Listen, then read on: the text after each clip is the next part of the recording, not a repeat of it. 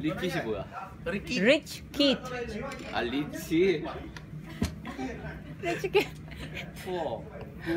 không có tiền. Em nói chuyện em nói với sếp chơi là anh Trong nói là ở Hàn Quốc đi subway thì phải giơ tay lên.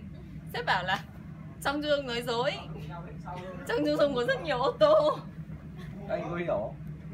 Anh hiểu. Anh hiểu mà. Sếp chơi nói là Trong có Lexus. Chưa bao giờ đi subway đúng không? Chưa bao giờ đi subway. 아이고. luxury. luxury.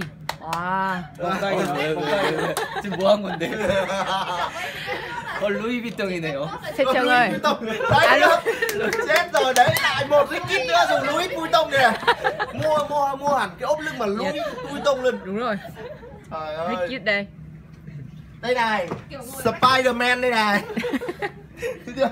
mua từ